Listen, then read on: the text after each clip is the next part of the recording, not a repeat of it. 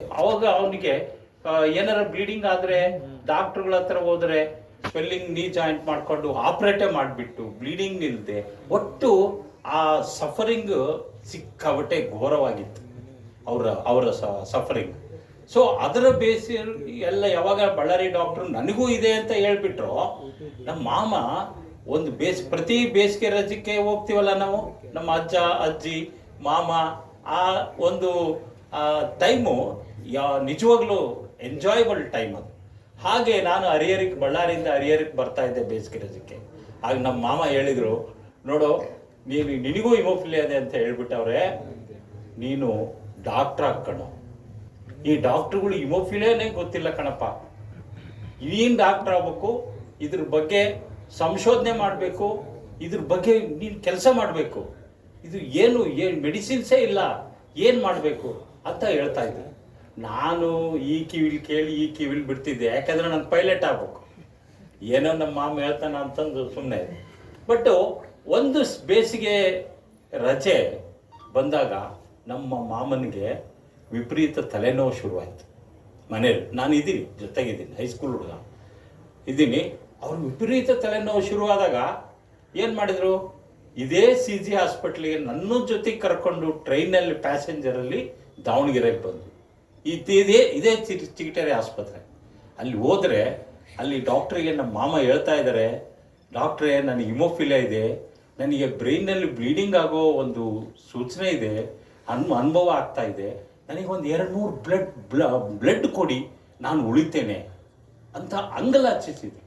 ಅದಕ್ಕೆ ಆ ಡಾಕ್ಟ್ರಿಗೆ ಎಸ್ಪೆಷಲಿ ಎಗೋ ಅಡ್ಡ ಬಂತು.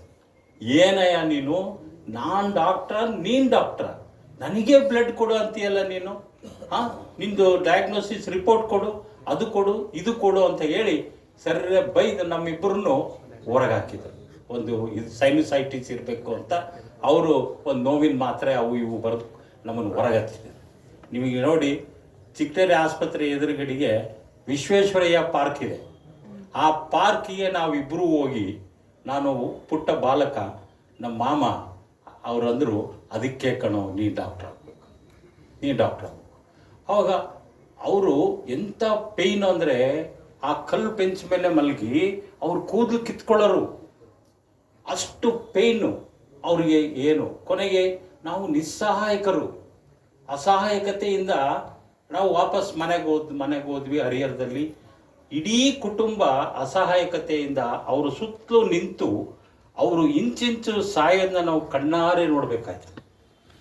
ಕೊನೆಗೆ ಒಂದು ವಾರದನ್ನದು, ಅದು ನಿಜವಾಗ್ಲೂ ಬ್ರೈನ್ ಬ್ಲೀಡ್, ಡಾಕ್ಟ್ರುಗಳಿಗೆ ಇದು ಮಾಡಲಿಲ್ಲ. ಕೊನೆಗೆ ಅವ್ರನ್ನ ಕಳ್ಕೊಂಡ್ವಿ ನಾವು, ಅವ್ರು ಸಾವನ್ನಪ್ಪಿದ್ರು.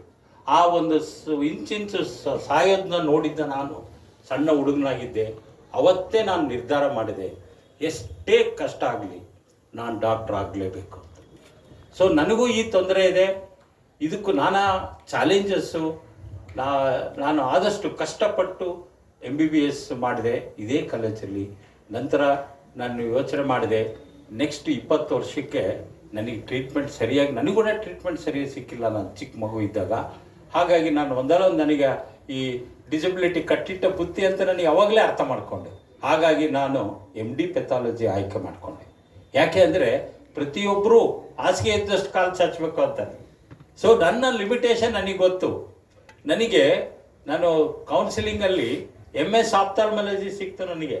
ಅಲ್ಲಿರೋ ಕೌನ್ಸಿಲಿಂಗಲ್ಲಿ ಕೆಲವರು ನನ್ನನ್ನು ನೋಡಿ ನಕ್ಕರು, ಎಂಥ ಇದು ಬಿಡ್ತೀಯಲ್ಲ, ನಿನಗೆ ಆಪ್ಥಾಲ್ಮಾಲಜಿ ಎಂಥ ಸ್ಕೋಪ್ ಇದೆ, ನೀನು ಅದನ್ನು ಬಿಟ್ಟು ನೀನು ಪೆಥಾಲಜಿ ಆಯ್ಕೆ ಮಾಡ್ಕೊತಿದೀಯಲ್ಲ ಅಂತ ನಾನು ನೋಡಿ ನಕ್ಕರು. ಇಲ್ಲ ಸರ್, ನಾನು ಪೆಥಾಲಜಿನೇ ಮಾಡಬೇಕು. ಯಾಕೆ ಅಂದರೆ 2 ಕಾರಣ. ಒಂದು ಕಾರಣ, ಈ ಪೆಥಾಲಜಿ ಮಾಡಿದರೆ ನಾಳೆ ನನಗೆ ವರ್ಸ್ಟ್ ಡಿಸಬಿಲಿಟಿ ಆದ್ರೂ ಒಂದು ಕಾರ್ನರಿಗೆ ಒಂದು ಲ್ಯಾಬ್ ಹಾಕ್ಕೊಂಡು ನನ್ನ ಜೀವನ ನಾನು ಮಾಡ್ಬೋದು, ಇದು ಮೊದಲನೇದು.